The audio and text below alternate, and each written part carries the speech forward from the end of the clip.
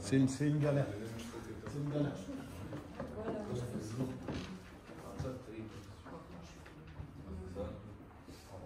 Ça va, vous endormez pas trop pour le moment? Non, ça va. Ouais, prends un café. Bon allez, parlons un peu de coach sportif entrepreneur. C'est subjectif et vous avez pris conscience que de toute façon tout est une question de point de vue. La réussite c'est être heureux. C'est quoi être heureux? Être heureuse en pouvant, en pouvant survenir à ses besoins qu'on s'est fixés. Ouais. Et ouais, se lever le matin en étant heureux et pouvoir avoir de l'argent de côté et de l'argent sans pouvoir penser à si on a assez d'argent pour survenir à la fin du mois. Ok. C'est quoi pour toi être heureux? C'est quoi la réussite déjà? La réussite, c'est pouvoir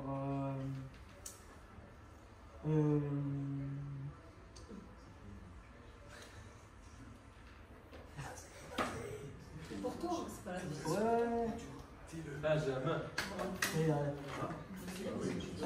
La réussite, c'est pouvoir faire ce qu'on aime en gagnant assez pour subvenir à ses besoins. Ok. Voilà. C'est quoi pour toi la réussite? La réussite, gagner des sous et bosser dans un truc qui me plaît. Ok, gagner des sous et bosser dans un truc qui te plaît. C'est quoi pour toi la réussite? La réussite, c'est pouvoir avoir un revenu qui est suffisant. Quand je parle de suffisant, il n'y a pas de plafond de verre. C'est vraiment un truc comme ça, sans dépendre d'une personne en particulier, d'un coaching en particulier. C'est-à-dire que pour moi, je me considérerais avoir réussi quand j'aurai un revenu suffisant, en me disant, ok, si maintenant lui se barre, j'ai tous les autres derrière qui vont continuer de me permettre de vivre quand même et d'avoir un revenu conséquent. Ok.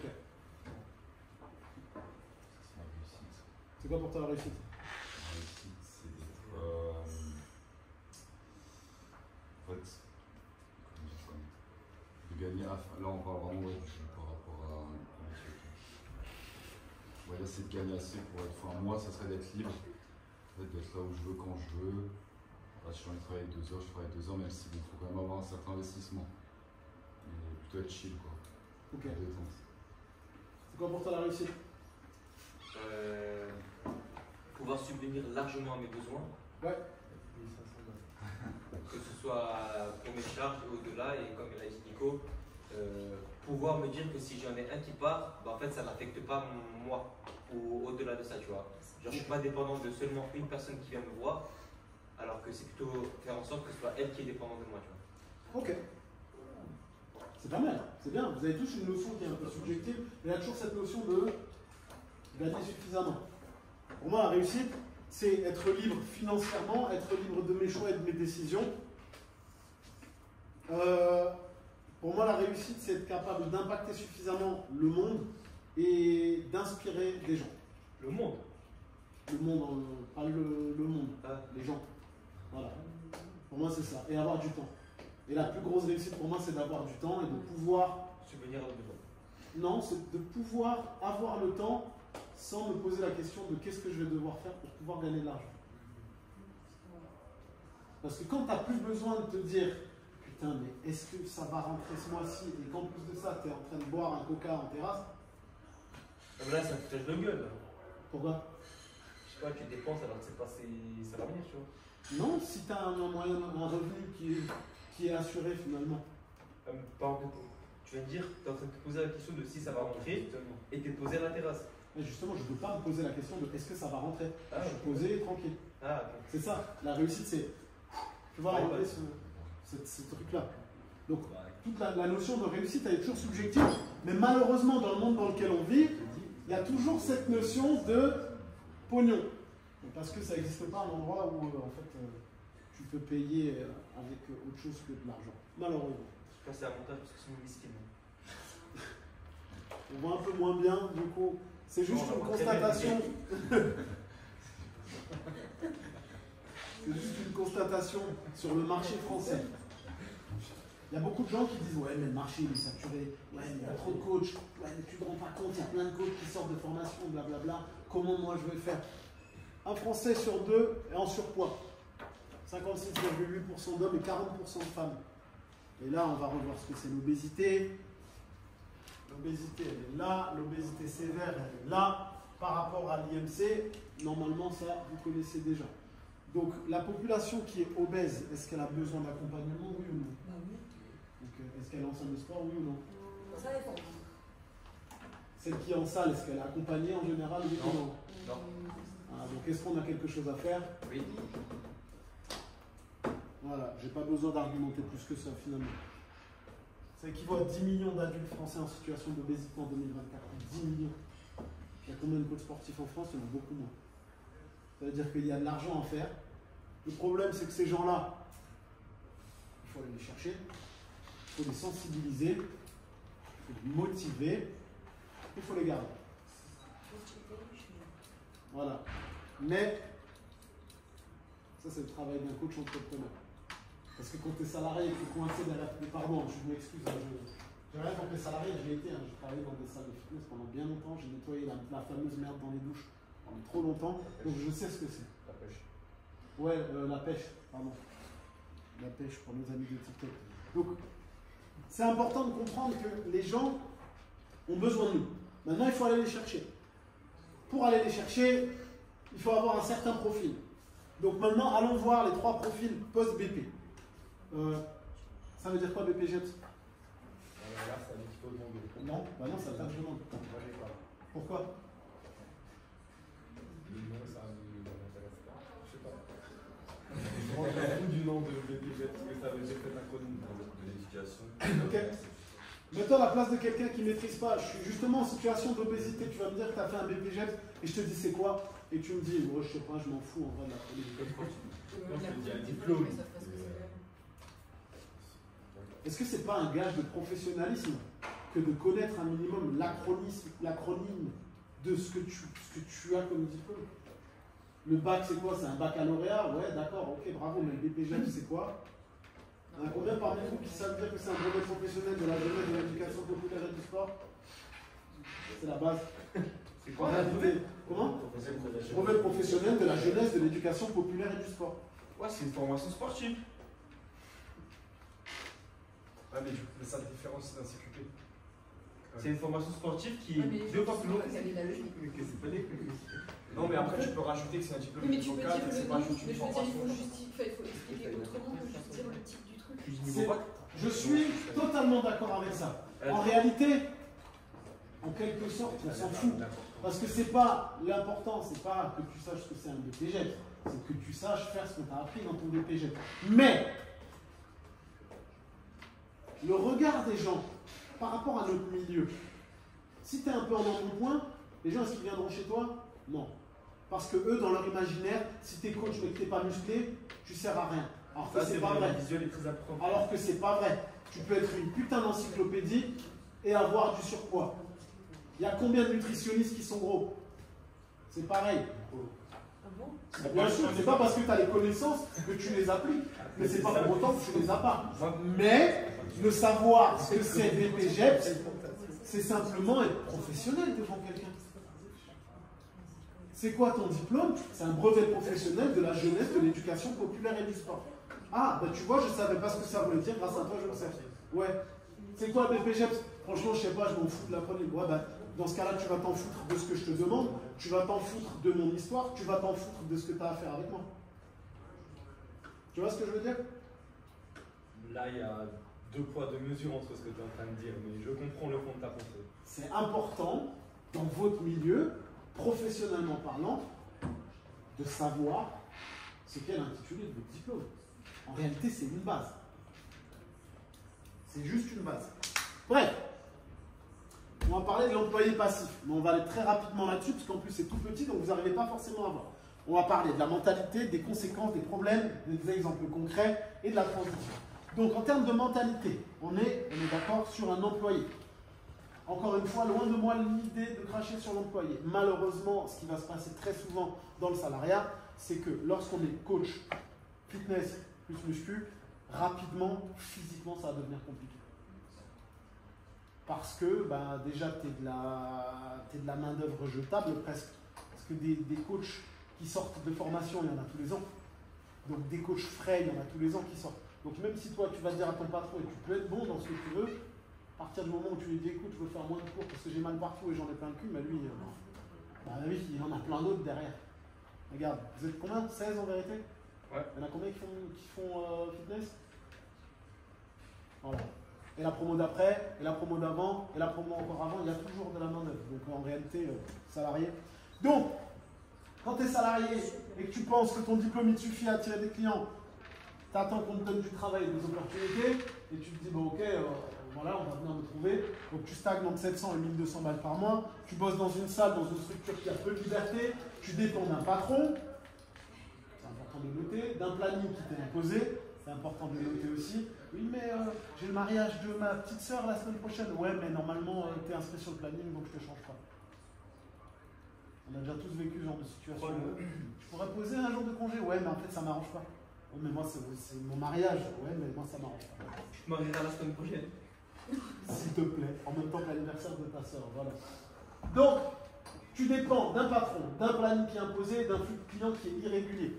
Les problèmes typiques que tu vas rencontrer en étant salarié comme ça, c'est que tu n'auras pas de stratégie personnelle de prospection, puisque de toute façon, tu es salarié, donc tu l'attends. Tu n'as pas de différenciation parce que tu fais comme tout le monde, et tu vas subir et tes horaires, et les tarifs, et les clients. On va prendre un exemple concret. Jean-Jacques sort du BPGEPS, il envoie son CV dans toutes les salles du coin, il décroche un poste où il enchaîne les cours, il n'a pas d'identité propre, il n'a aucun canal de visibilité, et finalement, il vit mal l'écart entre ses ambitions et la réalité. Ça, c'est pas mal de coachs qu'on a peut-être déjà connus, malheureusement. La transition, c'est qu'il ne vit pas du coaching, c'est qu'il travaille dans le coaching. Il n'est pas acteur de son activité. Je passe rapidement là-dessus. C'est bon, vous avez compris un petit peu le concept. Maintenant, on va parler du freelance, le flottant réactif. Il veut être libre, il ne sait pas vraiment où aller. Il y en a parmi vous qui sont comme ça pour le moment. Pas de honte, il n'y a pas de honte. Le but, c'est simplement de comprendre, de vous faire gagner du temps pour éviter les erreurs. Tu n'es pas tout à fait d'accord, mais il y a un peu de toi qui... Ouais. Donc tu veux être libre, tu ne sais pas vraiment où aller. Tu penses que poster sur Instagram, c'est faire du marketing. Et tu penses que le bouche à oreille et la magie des réseaux sociaux va suffire. Donc les conséquences, c'est que tu as des revenus irréguliers, qui sont souvent faibles, entre 3 et 800 € par mois. Tu vis des hauts et des bas, tu as une semaine qui est top et tu as 3 semaines qui sont vides, et ça monte et ça redescend, et ça monte et ça descend. Donc tu travailles dans le flou, tu n'as pas de routine, tu n'as pas de vraie offre et tu n'as pas de relance de prospect. Ça, c'est à peu près le scénario qui se passe assez rapidement. Donc au niveau des problèmes, c'est quelqu'un en général, cet indépendant en freelance, qui n'a pas de positionnement clair. Il fait un peu de tout, donc il est généraliste, ce qu'on a vu tout à l'heure. Et faire de tout, c'est faire n'importe quoi malheureusement. Dis-moi tout. Moi j'ai une question par rapport à ça. Par exemple, si tu travailles dans une salle comme Basic Fit, Fitness Park et tout, au final tu n'as pas le choix de faire un peu tout vu que tu es le coach de la salle, donc les gens viennent vers toi. Alors quand tu es chez Basic Fit tu as des agents d'accueil, c'est tout. Quand tu es coach chez Basic Fit, c'est soit que tu es trainer, soit que tu payes un trainer. Moi je te parle de ça, genre tu es coach chez Basic Fit et tu payes un loyer parce que tu as ouais. dépendance, ou alors que tu payes le loyer à un trainer. Ouais, donc du coup tu disais, tu es obligé de tout faire.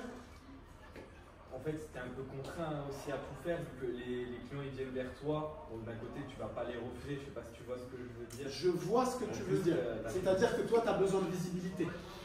Et donc, tu vas faire de la présence plateau et corriger les gens et machin, etc. Ça fait partie de la stratégie déjà. Parce que c'est une stratégie de visibilité. Tu fais un peu de tout. Tu fais de tout, mais en théorie, quand je dis faire de tout, c'est... je ne sais pas trop comment faire, je vais aller vers là-bas, mais en même temps je vais me diriger ici, en même temps je me dirige là, et en même temps je fais ça. C'est pas ton objectif. Quand tu fais ce que tu me dis là, en théorie, tu es dans ta salle, si tu es bien organisé, tu as tes horaires de prospection, c'est-à-dire où tu vas tourner sur le plateau pour que les gens te voient, ils vont apprendre à te connaître, tu vas faire de la correction, tu vas dynamiser le plateau, tu vas proposer des premiers bilans, et c'est ça ton objectif. Donc en fait, tu fais de tout, mais c'est une stratégie bien orchestrée normalement. C'est-à-dire que ouais, je vais faire de la présence plateau, mais par contre, je vais me placer avec pour objectif 5 premiers bilans. Donc toi, je vais venir, je vais te voir, ah, je te connais pas, bonjour, machin, t'as déjà fait un premier bilan, non, mais regarde, viens, hop, ça m'en fait un. Et regarde, ton mouvement, il est super, tu travailles quoi aujourd'hui? Ouais, t'as déjà essayé cet exercice-là? Non? Ah, mais comment ça se fait? Ah, parce que, oh, personne t'a expliqué? T'as déjà fait un premier bilan? Non? Bah viens, regarde, on fait un premier bilan ensemble, hop, ça m'en fait deux. Tu vois, j'ai fait du généraliste.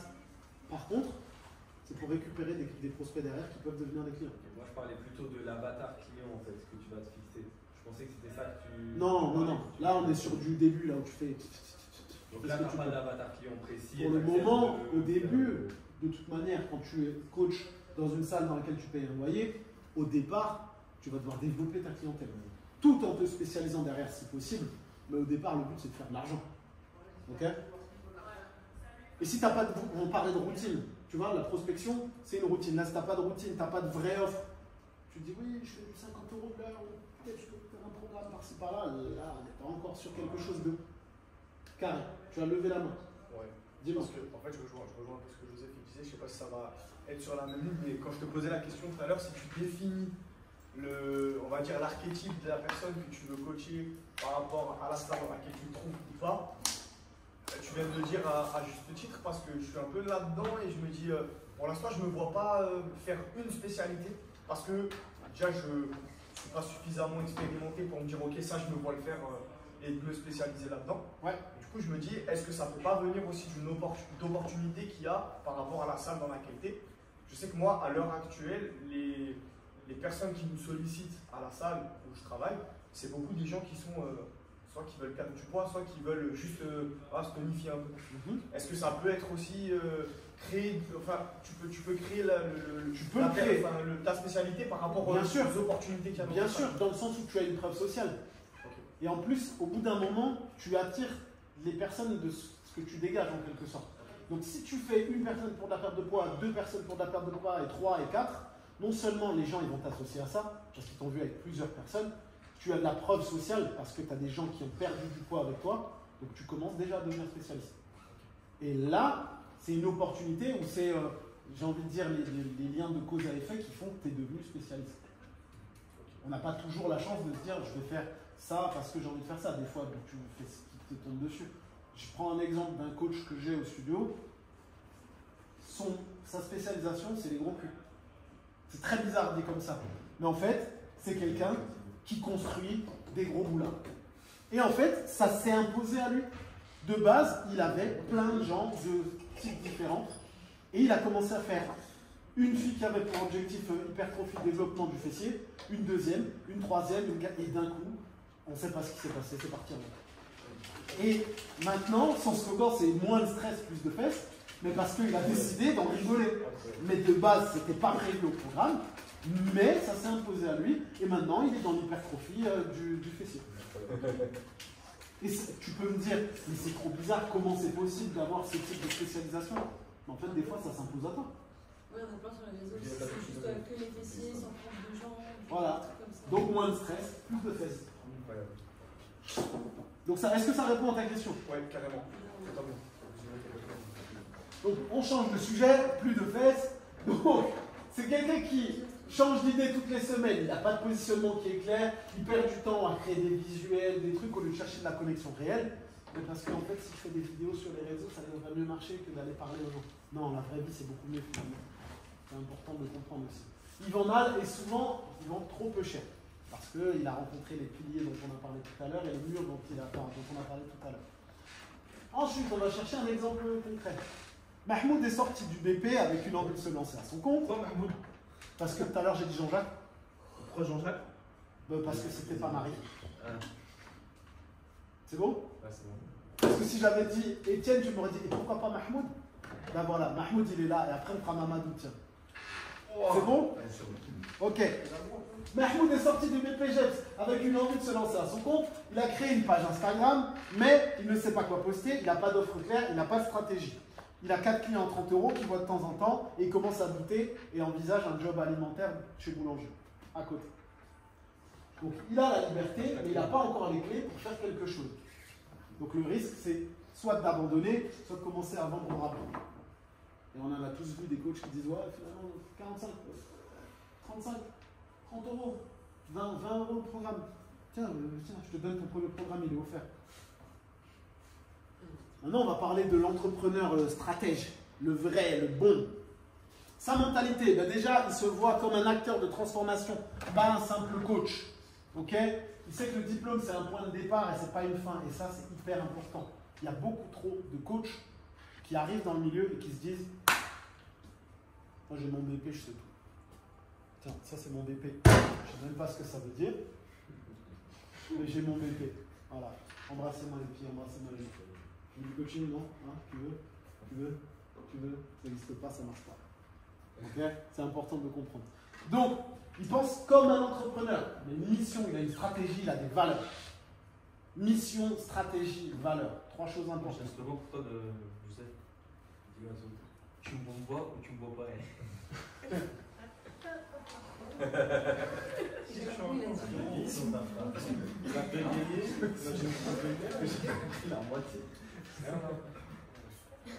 Bref, au niveau de son comportement, il a un positionnement. Attends, je vais voir un truc.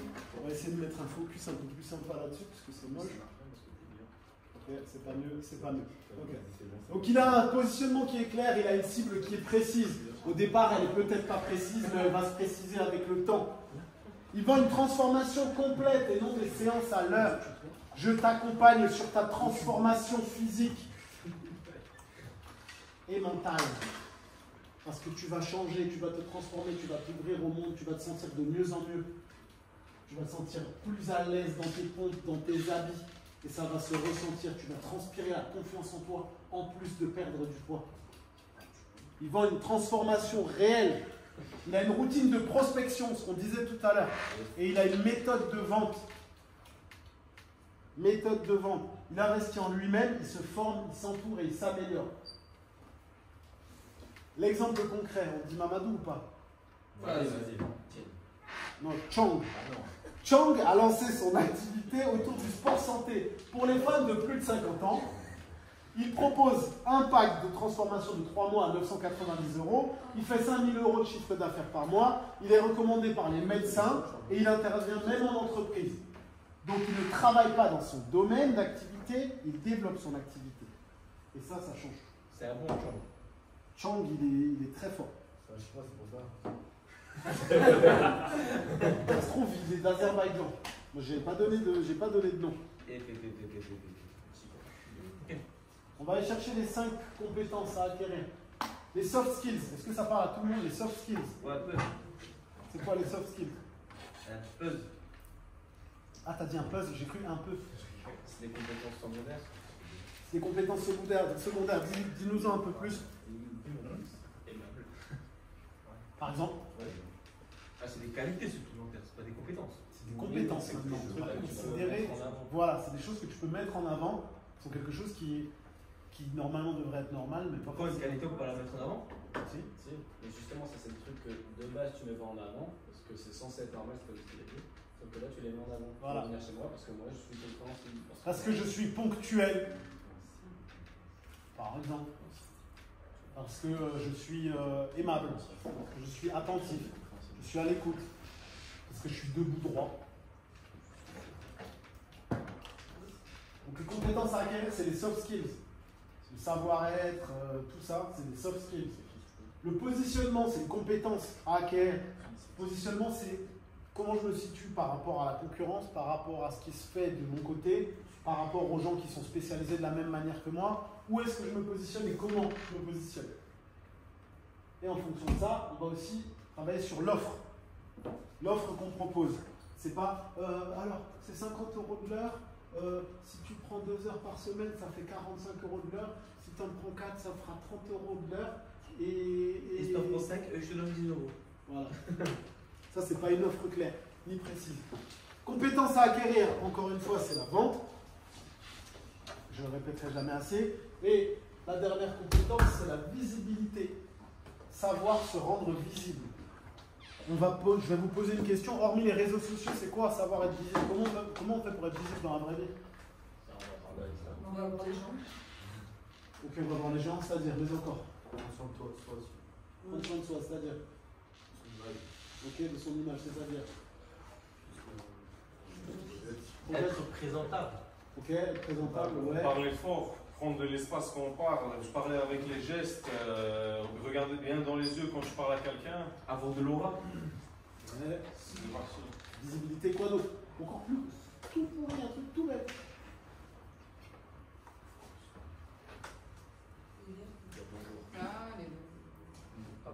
Coach. Non, c'est le logo qui tâche ça. C'est le gars, il a compris.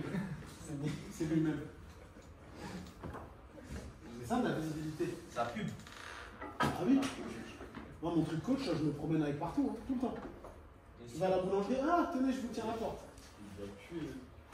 Attendez, ça me J'en ai plein. C'est tout con. Tenez, je vous tiens la porte. Ah, mais il y a écrit coach. Vous êtes coach? Non, non, oh, je mais suis ah, acteur j'avais oublié que je l'avais porno. mis. Non, je suis acteur porno. Mais, tu vois, vous êtes coach? Oui. Ah, mais il y a combien de personnes qui vont vous dire, ah, mais ça tombe bien, parce que, en fait, ça fait longtemps que je veux perdre du poids. Ah, bah tenez, je vous laisse ma carte. Hop là. La visibilité, c'est pas poser un foutu flyer sur le comptoir de la boulangerie. C'est aller chercher les gens et leur C'est aller dire chercher le pain dans la boulangerie avec ton polo, Ou chez le ton t-shirt boulanger. ou ton pull. Être la personne gentille, avenante, avec ta pub. qui dit bonjour quand tu rentres dans la pièce. Bonjour! Et qui sait parler aux gens? Bonjour. Ah, vous avez pris un croissant? Vous tutoyez? Vous avez pris un croissant? Eh ben le croissant, c'est 400 calories. Quoi, 15 minutes de vélo. Allez. Mais j'ai une bonne nouvelle, je sais comment faire pour perdre. Ah, comment un Ah, c'est vrai. Et je vous jure que ça marche. Ça va dire quoi, ce wesh? Est-ce qu'il y en a parmi vous qui pensent que c'est utopiste de penser comme ça? Je sais pas, ça dit quoi utopiste, mais non. C'est genre, c'est un rêve, ça n'existe pas. Non. Ça existe, mais Non, ça existe carrément. carrément. On a un métier, c'est important de comprendre que le métier, il parle à tout le monde. Il est influençable. Il parle à tout le monde. Parce que tout le monde a quelqu'un dans son entourage qui a déjà dit je dois maigrir. Ou oh putain, je suis essoufflé en mettant mes chaussettes. Ah, j'ai essayé de porter mon fils, j'arrive plus à le porter. Après, tu peux tout de suite nuancer ce que tu es en train de dire. Parce qu'il y en a plein dans. Moi, j'ai plein de personnes dans mon entourage qui connaissent des personnes comme tu as dit. Sauf que ces personnes-là, on en revient aux personnes cibles, c'est que des fois, ce n'est pas les bonnes cibles parce que c'est des personnes qui n'ont pas le budget, qui ne veulent pas mettre un budget pour pouvoir te prendre en tant que coach. Okay. Du coup, en fait, ils aimeraient bien avoir un coach pour pouvoir, mais en gros, ils veulent un truc gratuit, quoi. Mais ça s'appelle une généralisation. Vous êtes en train de généraliser. Parce que des gens qui ont des réels problèmes, on en parlera tout à l'heure, ça fait partie de la vente. Quelqu'un qui a un vrai problème, qui justement t'a dit ouais, je galère à porter mon fils, machin, il y a un réel problème derrière. Il y a un réel mal-être. Et quand tu sais creuser et quand tu sais vendre, ça se vend. oui. Donc c'est important de prendre conscience que la visibilité, c'est être présent, montrer que je suis là. Et aller chercher, pourquoi pas, à développer en faisant des premiers bilans, machin. Le premier bilan, est-ce que ça parle à tout le monde? C'est un service d'appel, donc qui va te permettre de vendre ton service derrière normalement. Si je fais ça partout où je vais à la boulangerie, je vais chez le coiffeur, je vais au machin, et que je chope 4 premiers bilans ou 3 numéros de téléphone sur les 3, j'en ai un premier bilan et je m'inscris, j'ai gagné. Mais il y a des gens qui disent, il y a plein de gens, il y a des connaissances de connaissances, mais à force de faire ça tout le temps, tu vas commencer à avoir et les compétences et l'habilité nécessaire, et finalement, derrière, ça devient quelque chose de normal. Donc la visibilité, c'est tout con. Mais par contre, la visibilité, c'est pas être là et arriver à la boulangerie et dire je veux un croissant. Ouais, ben, tu sais quoi, rends-moi la monnaie avec ton pull coach, c'est mort. C'est être avenant, c'est être bienveillant, c'est être gentil, c'est être toujours open avec un sourire. Parce que le coach, on le sait tous, c'est un rôle. Malheureusement, on a notre masque de coach. On n'est pas toujours bien dans notre ligne youpi tralala, mais on a notre masque de coach. Et la visibilité, c'est ça. Oh bah tiens, là c'est le... Ouais bah c'est bon. Vous avez déjà trouvé le YouTube. Si jamais le YouTube de l'école des coachs, l'heure des coachs, c'est ça. Et sur le YouTube, on n'a pas que notre podcast. Vous avez aussi plein de vidéos qui donnent des conseils sur comment développer son activité, comment gagner de la thune, comment éviter de payer des frais pour rien, etc. etc. Mais est-ce qu'à la fin de la vidéo, tu lâches pour plus d'informations, payer l'offre? Exactement, toujours. Et je menace en plus. Mais non. Si, je dis, si tu as regardé cette vidéo, si tu n'envoies pas à 10 de tes proches et que tu romps la chaîne, normalement tu vas perdre tes cheveux dans la sauce. Ah bah ça marche. Non, je rigole. Bon, allez, on va aller chercher les 3 000 € par mois. Voilà. Je donne les clés, je donne la carte. Je ne vais pas chercher le trésor à ta place. Ah, si tu donnes les clés, c'est bon. Je te dis, je te donne la carte. Ah, voilà, ça passe de carte la Le clé. gardien des clés, c'est ça. En fait, la première clé permet d'ouvrir la deuxième, qui ensuite ouvre la troisième, qui ensuite ouvre la quatrième, et retourne à la case de Et à la fin, tu vends les clés. C'est pourquoi il y a. Et à la fin, tu vends les clés. C'est logique. C'est logique. Je sais pas que je sais pas. Je sais que je sais pas. Je sais. Tu vas pas je savoir. sais même plus que je sais que je sais. Je transmets. On en parlera après. La première des clés, c'est d'avoir son diplôme. Oui, c'est mieux. Ouais. Il vaut mieux quand même. La deuxième, c'est de faire ses démarches à l'INPI, logique, pour se déclarer en tant que coach indépendant. La troisième, c'est de définir son business model. Est-ce que ça parle à tout le monde, business model? Ouais. Qu'est-ce que je veux faire quand je sors de là? Est-ce que je veux être coach en salle qui paye un loyer? Est-ce que je veux être salarié? Est-ce que je veux faire du domicile et de l'extérieur? Qu'est-ce que je veux faire? Comment je veux le mettre en place? Attention à l'erreur en sortie de diplôme. 2. Je fais du coaching en ligne, je fais du domicile, je coach en salle, je donne des cours. Quand je vous disais au début, l'objectif c'est de vous faire gagner 1 an, moi j'ai fait la connerie au départ. J'ai fait des programmes en ligne pendant que je faisais du domicile, pendant que je coachais en salle, pendant que je faisais des cours. Résultat à la fin de la Tous les intervenants qu'on a eu nous ont dit ça. Est-ce que c'est pas la case obligatoire pour tous les coachs? En fait, si tu as les... Non, en réalité non. Parce que si tu sais et qu'on te sensibilise, et les intervenants, leur objectif finalement maintenant c'est ça, parce qu'on l'a vécu et que c'était très chiant, mais l'objectif c'est d'essayer d'éviter. Si tu fais ce qu'il faut dès le début, tu gagnes du temps. Et vraiment, c'est fatigant. Quand tu gagnes 800 balles et que tu as fait des programmes, des machins, des trucs, des ci, des ça, c'est hyper chiant. Une fois que tu as ton business model, bah, tu vas commencer à communiquer. Tu vas communiquer, tu vas me dire ouais, je veux faire des vidéos sur Instagram. Non, la vraie vie. Il y a combien de personnes dans votre entourage qui savent réellement ce que vous faites? Quand je dis qu'ils savent réellement, c'est ils savent que vous êtes capable de faire une planification, une programmation, de maîtriser un minimum la nutrition, de maîtriser un panel d'une centaine, voire des milliers d'exercices différents qui permettront à quelqu'un d'atteindre ses objectifs, d'être capable d'encadrer la personne en toute sécurité, de justement l'empêcher et de se faire du mal et d'être garant de son intégrité physique. Il y a combien de personnes qui savent que vous êtes un motivateur, qui est capable de pousser les gens à aller plus loin? Combien de personnes de votre entourage savent ça? Par contre, il y en a combien qui savent qu'il est coach sportif, il fait du sport? Pas tout le monde le sait. C'est ça, non? Quand les gens ils vous demandent, t'es coach sportif, tu fais du sport? Bah non, connard, en fait, je fais tout l'inverse. Je fais faire du sport, j'apprends aux gens, je les encadre, je maîtrise plein de choses et je suis diplômé d'un brevet professionnel de la jeunesse, de l'éducation populaire et du sport. Tu vas pas me lâcher avec ça. Jamais. Ok. Chang, il est occupé à faire 5 000 € par mois, il n'est pas là, lui. Il est là. Il est bien. Tu vois la croix rouge, c'est Chang. Brevet professionnel de la jeunesse, de l'éducation populaire et du sport. Est-ce que tout le monde a mais compris? CQP, c'est plus court aussi. Ouais, ça veut dire quoi? CQP. Ouais. Conquête. Certificat de qualification professionnelle. Ok. Pourquoi j'ai su Mais ça, c'est vendu, lui.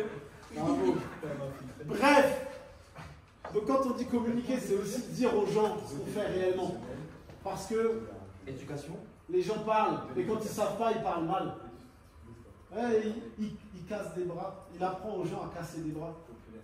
Ah non. Non, j'apprends aux gens comment se défendre en cas de besoin. Ah non, tu apprends aux gens à aller en compétition et à gagner, en réalité. Dans un encadrement professionnel, mis en place, légal et sécuritaire. Voilà.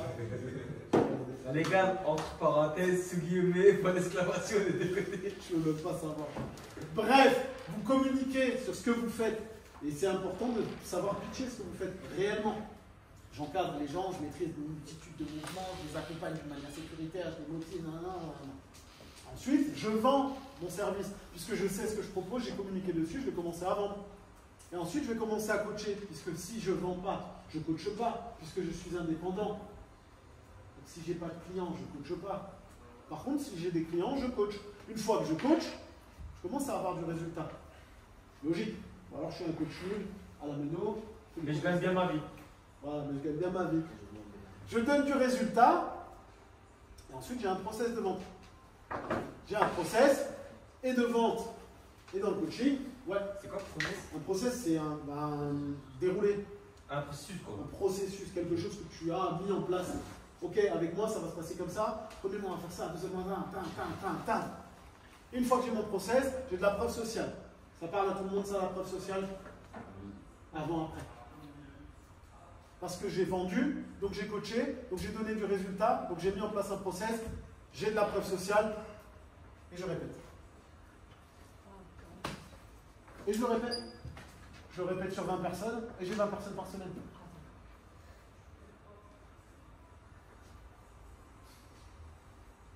Pardon. C'est bon, tu l'as eu? Ok. Allez, on va se faire un exercice rapide. Oh putain, Thomas! Voilà. Bonjour! Comment allez-vous, jeune homme? Bonjour. C'est bien? Et toi? Je savais pas que t'étais là. Même moi, je savais pas que j'étais là. Même nous, on savait pas qu'il était là. Hein? Même nous, on savait pas qu'il était là. Elle bosse un peu. Mais j'allais te dire exactement la même chose en fait. Mais moi je bosse, mon gars, depuis ce matin. Ah merde. Mais Quand? moi je bosse aussi là. Jusqu'à 21h. Jusqu'à 21h. Et tu touches combien?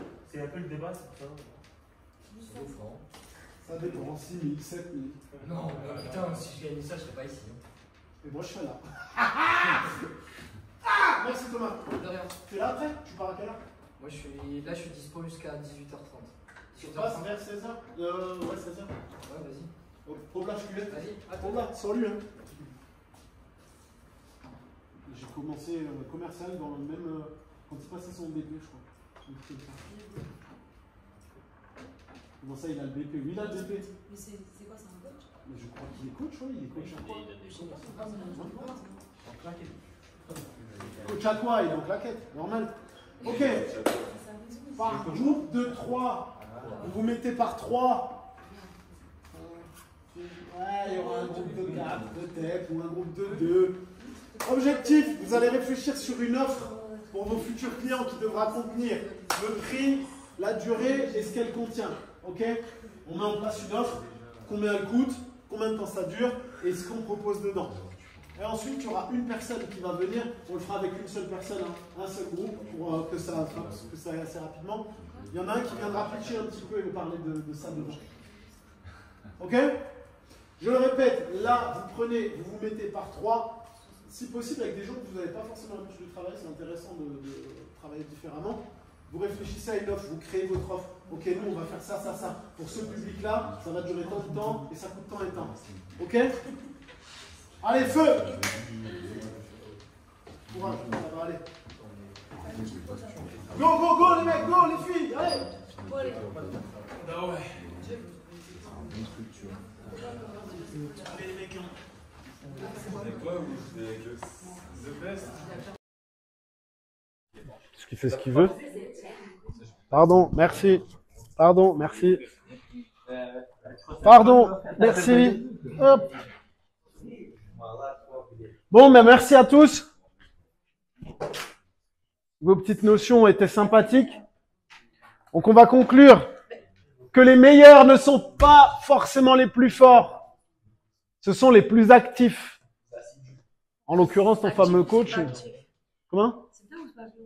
C'est bien? Ah, ok. C'est bien. Après, ça se travaille, ça se peaufine en 15 minutes. Tu peux pas sortir le meilleur truc de ta vie. Mais les meilleurs ne seront jamais les plus forts. Ce sont les plus actifs. Il y a plein de coachs qui sont hyper compétents, mais qui n'ont pas de clients. Et je ne vous souhaite pas d'être ceux-là. Tiens, on parlait de la formation. Elle est là. Je parle de la formation. 35 000 € de ta première année, c'est la formation qu'on vend le plus. C'est une formation qui est post-diplôme. C'est-à-dire, dès que tu sors de ta formation, on t'accompagne du début jusqu'à la fin. C'est-à-dire des démarches INPI. Tout ce que tu as à faire, c'est suivre ce qu'on te dit. On a des tutos visu, etc. On va travailler sur le savoir-être, sur comment mettre en place son offre, travailler sur son business model, quel business model définir, apprendre à vendre, comment fidéliser, comment s'habiller, comment se comporter et comment faire en sorte que ton activité décolle et que tu passes directement à 35 000 euros. 35 000 euros, c'est 3 500 balles par mois et c'est largement atteignable. Comment? Moi, je parle toujours en CA. Là, c'est l'audit business, mais avec Gary et pas avec moi. Si vous préférez les blancs, par exemple, ou les barbus. Non, il n'est pas barbu. Ouais, si vous préférez les blancs, voilà. Mais le pauvre, en plus, il est tout flou, donc on voit pas bien. Donc, si vous préférez les blancs, c'est Gary. OK? Ah, pourquoi personne n'a scanné? Moi, j'ai du mal avec cette information, etc. Tu as le droit. Tu as le droit. Mais il y a des gens qui